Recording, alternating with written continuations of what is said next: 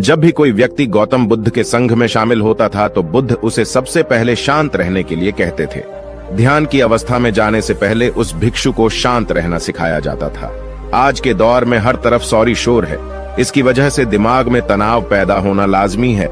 ऐसे में अगर आप हर रोज कुछ देर मौन रहने का अभ्यास करते हैं तो इससे आपके तनाव पैदा होने वाले हार्मोन के लेवल में कमी आती है।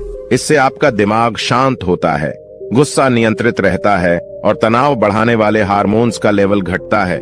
आज के इस वीडियो में हम जानेंगे कि किन मौकों पर हमें शांत रहना है और किन मौकों पर हमें बोलना है और शांत रहने से हमारे अंदर क्या बदलाव आ सकता है। दोस्तों, संध्या काल का समय था।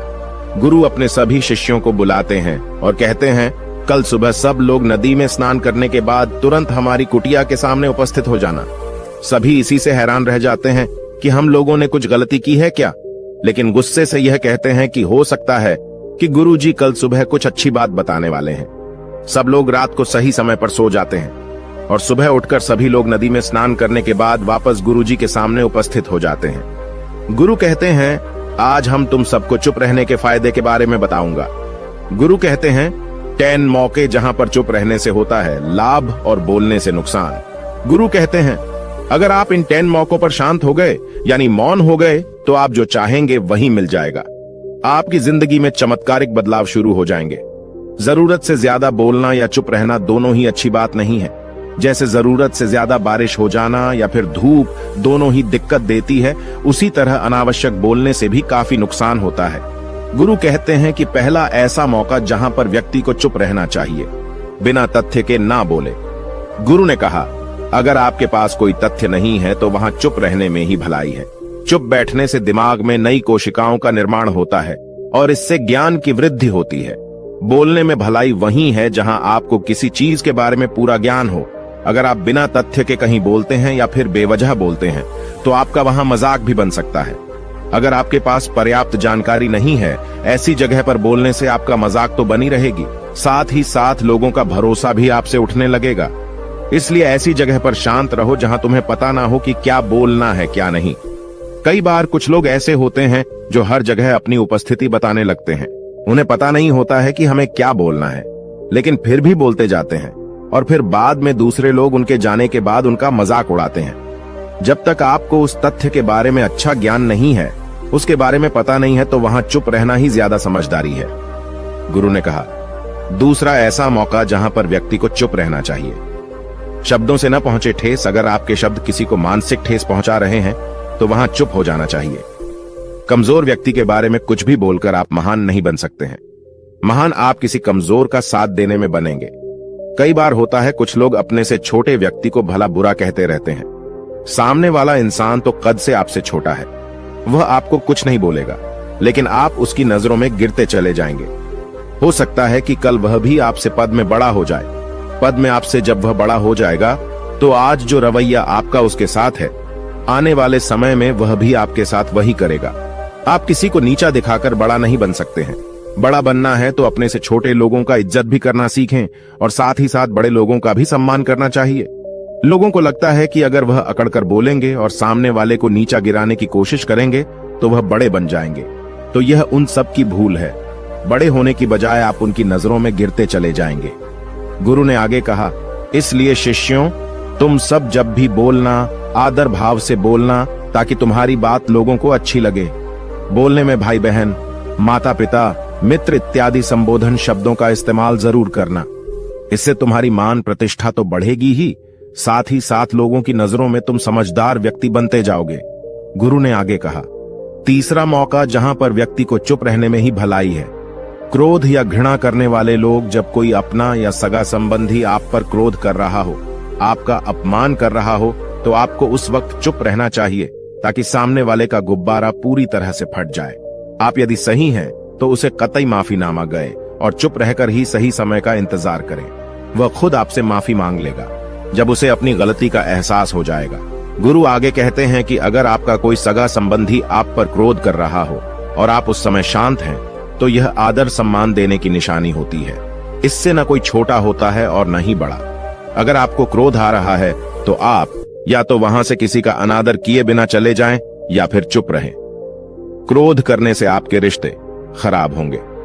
क्रोध करने से हमेशा क्रोध करने वाले व्यक्ति का ही बुरा होता है। गुरु आगे कहते हैं कि एक बार की बात है, एक सांप जंगल से भागते हुए किसी राजा के घर में पहुंच गया। लोगों ने छेड़खानी की तो वह बहुत ही गुस्सा हो गया, जिससे घर में जो तलवार पड़ी हुई थी उसी को लपेटकर कसने लगा और धीरे धीरे उसका पूरा शरीर कट गया। ठीक उसी प्रकार हमारा गुस्सा भी हमारे शरीर को तलवार की भांति काटता रहता है। गुस्सा ध्यान से खत्म होता है प्रतिदिन। अगर आप ध्यान की मुद्रा में बैठे हैं तो आपका गुस्सा आपके नियंत्रण में रहेगा। गुरु आगे कहते हैं कि यह तरीका है कि आप प्रतिदिन ध्यान का अभ्यास करें। इससे आपके शरीर में जो हार्मोन्स गुस्से को बढ़ावा देते हैं वह सब तुम्हारे नियंत्रण में रहेंगे, जिससे शरीर गुस्से पर आसानी तुम्हारा से काबू पा लेगा। लेकिन एक तरीका यह भी है कि जब भी आपको गुस्सा आए तो आप यह समझने का प्रयास करो कि क्या मेरा गुस्सा जायज है या नहीं। हमें वहां पर बोलना चाहिए कि नहीं।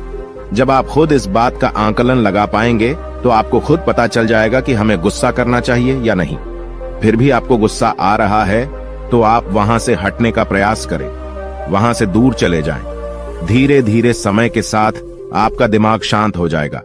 गुरु ने कहा, चौथा ऐसा मौका जहां पर इंसान को बहुत ही समझदारी के साथ काम लेना चाहिए, वहां पर आपको चुप रहना ही चाहिए, जहां पर उस मुद्दे से आपका कोई संबंध ना हो। अगर आपका किसी मुद्दे से कोई संबंध ना हो तो वहां आपका चुप रहना बनता है। बिना किसी वजह अगर आप दूसरे के मुद्दे पर बोलेंगे तो यह आपके लिए अनिष्टकारी होगा। इसमें केवल और केवल आपका ही नुकसान है। जल्द ही आप किसी दो लोगों के बीच हो रहे विवाद में जल्दी अपनी टांग न डालें। अगर सामने वाला आपको बुला रहा है अपना झगड़ा शांत करवाने के लिए तो ही आप वहां पर जाएं। किसी की व्यक्तिगत जिंदगी में दखल अंदाजी नहीं देनी चाहिए जब तक कि वह व्यक्ति आपको नहीं बुलाता है। अपने झगड़े को शांत करवाने के लिए कुछ लोग फालतू में दूसरे के विवाद में कूद पड़ते हैं। इससे उनके मान सम्मान मर्यादा पर लोग उंगली उठाने लगते हैं। गुरु कहते हैं कि 10 मौकों में 5वां ऐसा मौका जहां पर व्यक्ति को बहुत ही समझदारी के साथ चुप रहना चाहिए। आपके शब्दों से किसी मित्र को हानि न पहुंचे। अगर आपके शब्द सामने वाले के परिवार या मित्रों की प्रतिष्ठा के बारे में बुरी झलक दिखा रहे हैं तो आपको चुप रहना चाहिए। किसी के परिवार या फिर मित्र के बारे में बुरा बोलने से केवल आप ही बुरे बनेंगे। जो चीज आसानी से खत्म की जा सकती है उसे अपने शब्दों से बड़ा न करें। बिना चिल्लाए बात करने का प्रयास करते रहना चाहिए। अगर आप बिना चिल्लाए कोई बात नहीं कह सकते तो आपका चुप रहने में ही भलाई है। किसी पर चिल्लाने से आपके व्यवहार के बारे में पता चलता है। ज्यादा बोलने से चीजें हमेशा खराब ही होती हैं। कई बार कुछ रिश्ते ज्यादा तेज बोलने की वजह से टूट जाते हैं। इसलिए अपनी आवाज में मीठापन लाएं। आपके शब्दों से आपके दोस्त को हानि नहीं पहुंचनी चाहिए। कभी कभी दोस्तों के जब हम मजाक हैं तो रहे कि आपके शब्दों से किसी का अनादर ना हो। मजाक को भी हमेशा शब्दों के मायने में ही रखें। जहां किसी को शब्दों से चोट लगे वहां चुप हो जाएं। ज्यादा बोलने से हमेशा नुकसान ही होता है। किसी और की प्रतिष्ठा को अपने शब्दों के माध्यम से उसे हानि नहीं पहुंचानी चाहिए। यदि आपके शब्दों से किसी और की प्रतिष्ठा को ठेस पहुंच रही है तो वहां आपको चुप हो जाना चाहिए। जब कोई व्यक्ति आपके सामने नहीं है तो आप उस व्यक्ति के बारे में बुरे शब्द किसी तीसरे व्यक्ति के सामने न बोलें। गुरु कहते हैं, छठा मौका जहां पर व्यक्ति को चुप रहना चाहिए, जब कोई कर रहा हो किसी की बुराई। जब कोई आदमी आपके सामने किसी तीसरे आदमी की बुराई कर रहा हो तब तुम्हें चुप रहकर बस सुनना चाहिए। अपनी राय व्यक्त नहीं करना चाहिए, क्योंकि जो आज आपके सामने किसी तीसरे की बुराई कर रहा है वह कल किसी और के सामने आपकी बुराई भी कर सकता है। यदि आपने कुछ कहा है तो नीति शास्त्र के अनुसार जो अपने मुंह को बंद रखता है और बुद्धि से काम करता है वही इंसान समझदार होता है। बिना जरूरत के बोलना, किसी के बारे में किसी के बीच में बोलना यह गलत बात है। कभी कभी हमारे लिए बुद्धिमानी इसी में होती है कि हमें अपना मुंह ऐसी जगह पर नहीं खोलना चाहिए। गुरु आगे कहते हैं कि 10 मौकों में 7वां ऐसा मौका जहां पर व्यक्ति को चुप रहना चाहिए, जब कोई नहीं समझे आपकी भावना। यदि आपको लग रहा है कि कोई व्यक्ति आपकी भावना, दुख या परेशानी को शब्दों में नहीं समझ रहा है, यदि आपको लग रहा है कि सामने वाला व्यक्ति आपकी भावना या दुख को या आपकी जो परेशानी है उसको वह समझ नहीं पा रहा है या समझने का प्रयास ही नहीं कर रहा है या वह आपको ध्यान से सुन ही नहीं पा रहा है, तो ऐसे व्यक्ति के सामने आप चुप ही रहें, क्योंकि ऐसे लोगों को आपकी भावना या दुख से कोई मतलब नहीं होता है। ऐसे लोगों को अपना राज बताकर आप पछताएंगे ही बाद में। इसलिए हर किसी को अपने मन की बात नहीं बतानी चाहिए। अगर आपको लग रहा है कि सामने वाला आपकी बात को नहीं समझ पा रहा है, आपकी भावनाओं को नहीं समझ पा रहा है, तो वहां पर आपको नहीं बोलना चाहिए, क्योंकि आज में आपका मजाक ही बन जाएगा जब आपको लगने लगे कि सामने वाला आपकी भावनाओं को ठीक तरीके से समझ रहा है, आप जो कह रहे हैं वह ठीक से सुन रहा है, तभी आप उसे अपनी बात कहें। गुरु कहते हैं कि 8वां मौका जहां पर आपको चुप रहना चाहिए, जब कोई इंसान अपना दुख व्यक्त करे। यदि कोई इंसान अपने दुख या परेशानी को आपको बता रहा है, तो इसका मतलब यह है कि वह आपको अपना समझ रहा है। ऐसे में तुरंत ही उसे समाधान बताने के बजाय चुप रहकर उसके दुख या समस्या को सुने। उसके दुख या समस्या को किसी और को न बताएं। वह इसलिए नहीं बता रहा है कि उसकी समस्याओं का समाधान कर देंगे, बल्कि वह इसलिए भी बता रहा है कि सामने वाला उसकी बात को समझ रहा है। कई बार बताने से दुख कम हो जाते हैं।